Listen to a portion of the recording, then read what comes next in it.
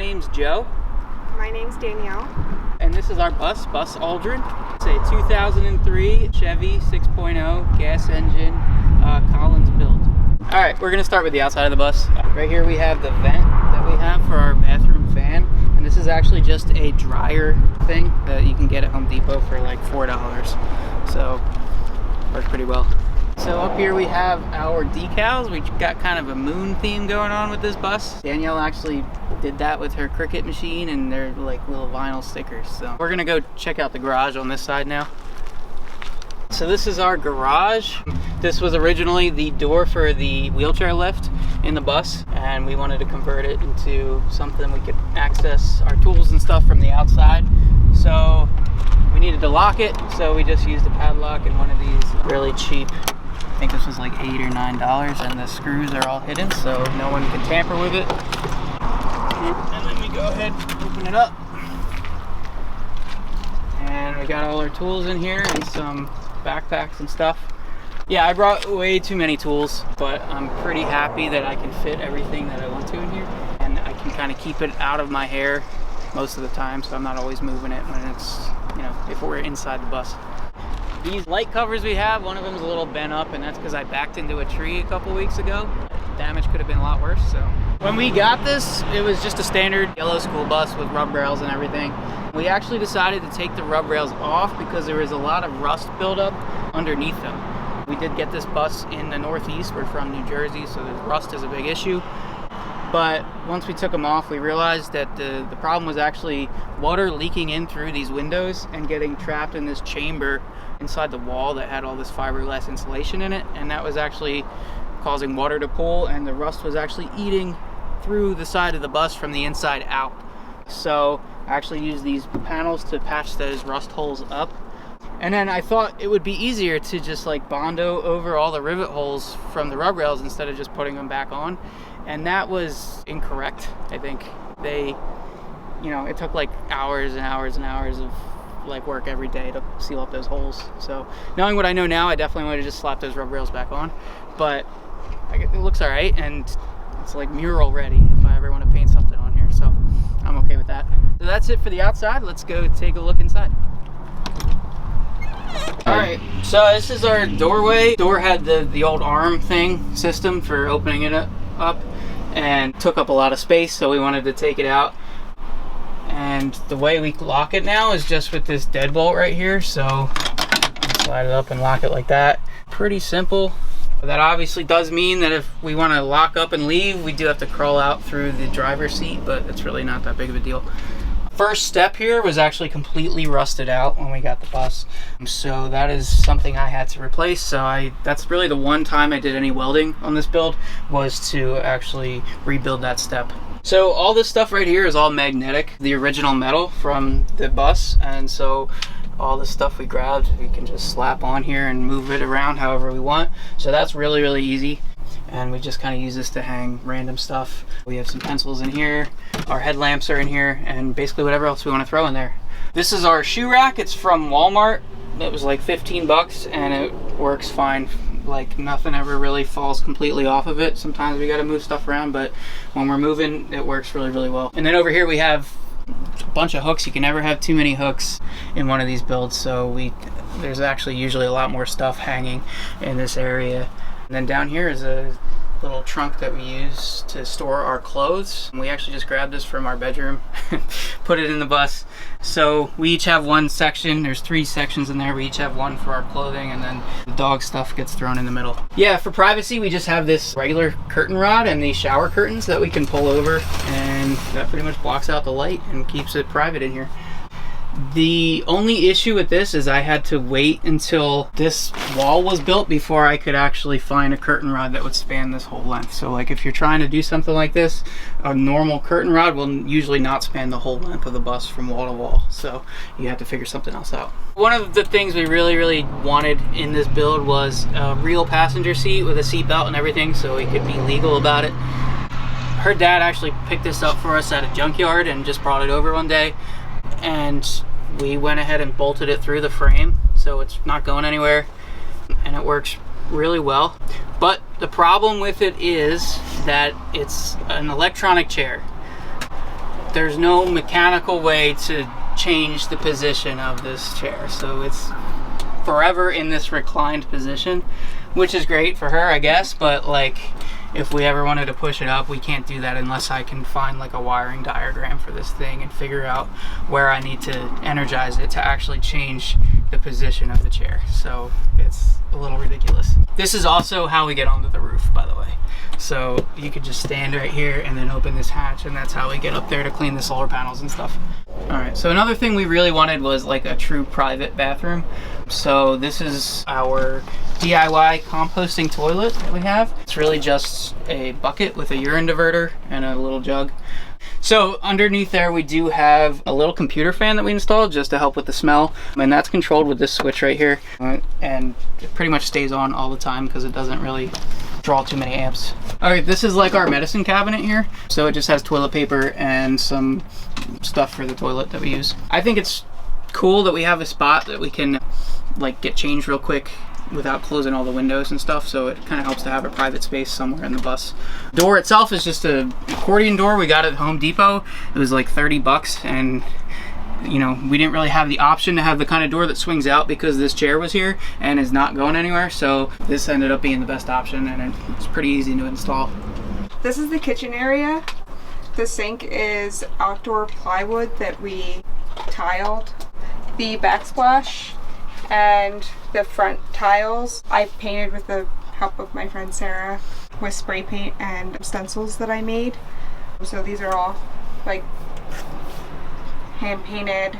All right, so up here we have our little kitchen shelf, pretty much just attached to the wall and to this side of these overhead cabinets here.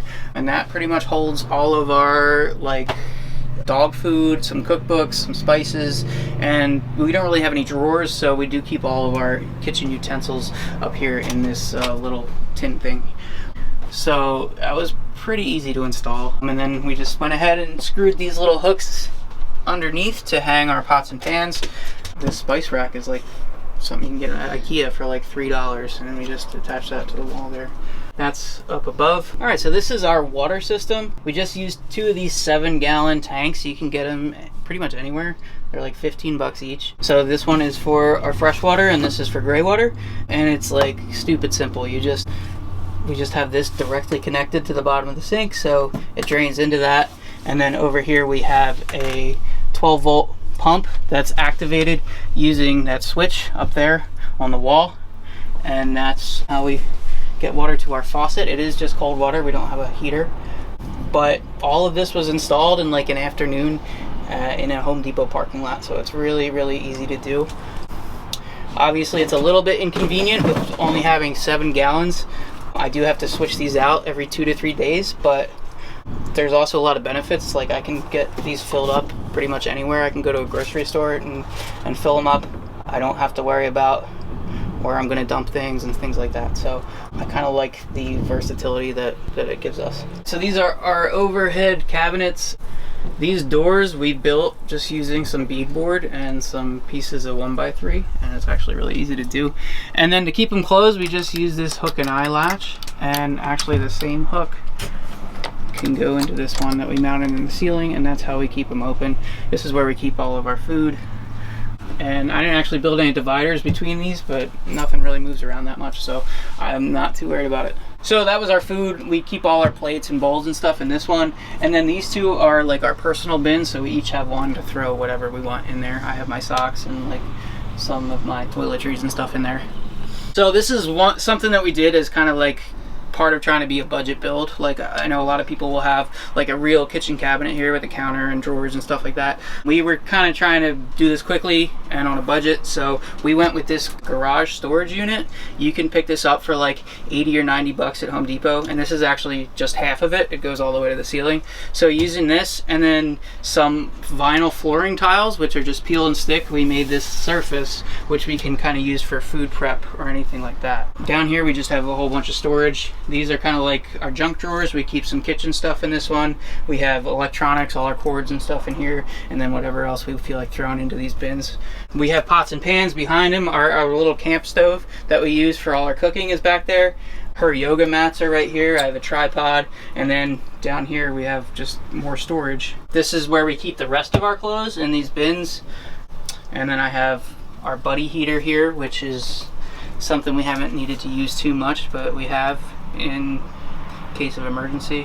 One of the reasons we actually built that garage is so we could have the perfect spacing to put this bed frame in that we actually already had. This is for part of a futon that we had in our basement. So all I did was measure that distance and then build some supports on either wall and then plopped it right on top, and that's how we built our bed. So we didn't have to worry about slats or anything like that. It's already there for us, and we just used the existing mattress on top of that, and that's how we did our bed. For the height, we just measured it based on what we needed to fit this refrigerator underneath, so that's why it came to 17 inches or something like that. It is a little bit high, but like that just gives us more storage for other stuff on down on this side, so pretty happy with it. As I was saying, this is our fridge here, so I'm going to pull this out. This is like I think it's an Alpacool T60. All right, you're gonna have to move. There you go. Okay. Yeah, so it's on Amazon for like, I think $380 is what we bought it for. So like half the price of a Dometic. And it works really well. It's actually a fridge freezer combination, so it's got 2 compartments. And that's where we store all our food. And this is actually also how the dog gets onto the bed.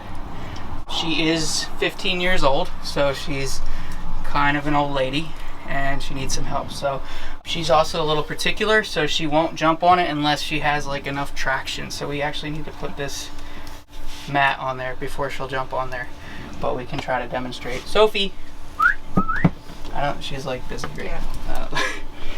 She's like, did you bring in food? Like, what did you do? I was giving her treats Soph. earlier. Come here. Ow, I can't be in her way either. Yeah. Come here. Soph. Good girl. Oh. So the only thing that annoys me a little bit is the wheels are on this side, but the cord is actually on the other side. So normally I'd like to be able to flip it around so that I could just wheel it out, but then the cord would always be in the way. So I prefer to have it in this direction. Also, it opens this way, which is a little bit better for when you're working in the kitchen. So that's how we keep it. And then it's usually like just sitting out like this most of the time so that the dog can just jump up and down whenever she wants. Also, I'm getting old too, so sometimes it helps if I use it to get onto the bed as well. So this is our little control panel for our electrical system. For electrical, we have one 200 amp hour AGM battery. We have 270 watts of solar on the roof, and because it's actually 2 differently sized panels, so because of that, it's best to actually run them into 2 separate charge controllers. So we have 2 30 amp PWM charge controllers to maximize the efficiency of the system. And then we have a really big 2000 watt inverter that's like really overkill for our design. All we actually use the inverter for is this one outlet, which we use one of those desktop extension cord outlets, and then just plug this adapter into it. So really that's just for these couple of fans that we have and to charge our computers and stuff. And then for the DC system, we have our lights, we have the pump that we use for the sink, we have the fan that we use in the bathroom, I have my overhead fan here, and we have this one little USB charger on the wall there. And also the fridge. This is a 12-volt fridge. So this is our MoFi router. So basically we have an AT&T SIM card from a third-party company that we pay monthly for. So basically anywhere that gets AT&T service, we're able to get internet. This is basically works as like a amped up hotspot. These like antennas here that look like little crab arms amplify the signal, so it works better than like if you had an AT&T phone that you were trying to use as a hotspot. If you want to check out the router or the provider, we'll put the link below. We wanted to do the bus life thing because I mean we had heard about vans, we knew about the van life thing, and I just wanted something a little bigger, something I could stand up straight in. And I also heard that this was, you know, a great way to get a cheap vehicle that was well maintained, because it was owned by a school district, and you know, there's all these other benefits to having a bus, the structural integrity of it, the and you know, obviously the space and stuff like that. All right, so this is our fold down table. This is where we eat, and also kind of works as her desk for work. So basically the way you set this up is you pull this thing out, and then there's these two little arms that you pull out, and it just kind of rests on them. This is just a design that I found on YouTube for like a workbench, but it works really well for our purposes. This countertop is something we picked up at Habitat for Humanity for like $25. And then, you know, I just needed some lumber, and I built the thing in like one night. The reason we wanted to do like a fold down table is so we could keep the floor open for like pretty much whatever we wanted. It's been really good for like her doing yoga in the middle of the bus. And then anytime we need to like transport something really big, we can use this floor space for that. If we have guests, they can crash on the floor. So I really like the way that we can just put this thing down and have all this space for whatever we want. The way that we sit is these folding chairs right here. We just throw them away in that little crack, and you know, they're not the most comfortable thing in the world, but I really like the fact that we can completely fold them up, stick them in there, and get them out of the way. Okay, so our ceiling. We do have some insulation up there. It is the 1-inch foam board insulation. I don't know how much it does for us, but I'm sure it's better than if we didn't have it. So there's that. The way we did the ceiling, we originally wanted to do plywood up there so that I could build off of it. We did build this in March of 2021, so that lumber prices were like crazy, so we decided that we weren't going to go that route. But I did run my furring strips this direction, because I had planned on putting plywood up there. So because of that, my options for what I was going to do with the ceiling were kind of limited. Most people, when they do like cedar or whatever, they run it this way, right? I couldn't run anything in this direction. So we did find these beadboard panels. They're about 7 inches wide each, and they're tongue and groove. And we just kind of put them one at a time all the way down the length of the bus. Actually having it in those small sections made it a lot easier to do all the cuts and stuff, and it was just the two of us that did this in one day. So the ceiling actually, it was kind of like a happy accident. It turned out to be really easy to put up. So we did this build kind of in 2 phases. Last summer when we got the bus, we did the entire exterior, we did the flooring, and we actually did the lower walls here. So this is a wooden beadboard that we had put in last summer, and then everything else was the original metal, and we took it like on a 3-week road trip. That was done previously, and I hadn't really done any electrical work or anything like that. So one of the challenges with this build was figuring out how to do all the things I wanted to do without undoing a bunch of stuff. So like I had the floor in, I had these lower walls in already, and I didn't want to have to take things apart just to do what I wanted to do. So a lot of the design here is to allow for me to run the electrical that I wanted to run without having to mess up the lower portion of the bus. So all these angled pieces here are 1/2-inch plywood, and they're kind of like my wire chases. I ran a lot of wiring through the ceiling as well, and that also allowed me to insulate these areas the way I wanted to. Alright, so with this bus we don't have a lot of cooling beyond the actual overhead vent fan and these couple of AC fans that we use. So we do want the windows open a lot of the time when we're somewhere that's kind of hot, and obviously that's going to be a problem with bugs. So we did build these screens. They are just Velcro attached to mesh material, and if we want to open or close the window, we just pull them off, do our thing, and then put them back on. Works pretty well for our purposes. It doesn't look great, but I'm okay with that. Alright, so these are our curtains. They were made by my aunt actually, and she just took like full-length curtains and cropped them and hemmed them up for us. So she did a really good job. And then to actually hang them, we're just using this dowel pole and these little strips of leather that I fold over on itself and then screw into the wall. So it's super simple. And it works really well. You can just draw them like that and close them back in. Sometimes we'll bring them together and gather them up. When that happens, that's the only issue. Wait. So we'll bring them together and tie them up if we want them more out of the way like that. So in terms of costs, we put about $10,000 into the conversion. That was like our budget that we set for ourselves, and we pretty much nailed it. I would say until we got on the road. Talk about that in a little bit. In terms of the breakdown, it was $3,000 for the bus itself. Once we got it, we took it to a mechanic and we got some new tires and a couple other things, and that ran us about $2,000. And then the other $5,000 is for the conversion itself. So that does include some appliances like our fridge and our router that we talked about. And like, you know, I'm not sure how many people actually include that in their valuation, but you know, and like everybody, we got some stuff for free. So like, I think it kind of offsets. But I would also point out that we built this, you know, when lumber prices were pretty crazy, so that factored into it as well. Back here, we did keep the original AC unit from the bus, and we just kind of took the metal wall piece out and, you know, put our own wooden version of it in there so we could match the rest of the build. Like I was saying, we don't have a lot of cooling, but so we wanted to keep that in there to, like, in case it got really hot one day, we could just run the engine and that thing will like cool the whole bus very, very quickly. So I like that we have that option. So to actually do this conversion, I would say it took like 3 months total, but that was like split up over different phases. So we got the bus about a year ago, did the entire exterior, the flooring, and some of the lower walls we did, and then we just threw like a futon in here and a couple storage shelves, and we took it on a little road trip. If there's one thing I could kind of impart on people, it's that like you should just get out there. Like, don't waste your time trying to make your build perfect.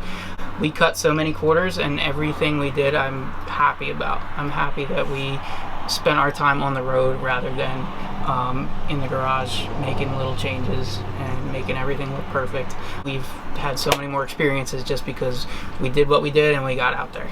So I'm Joe. I'm Danielle. And this is Bus Aldrin. She's our 2003 Chevy Short Bus. If you want to follow us, we're bus_Aldrin on Instagram.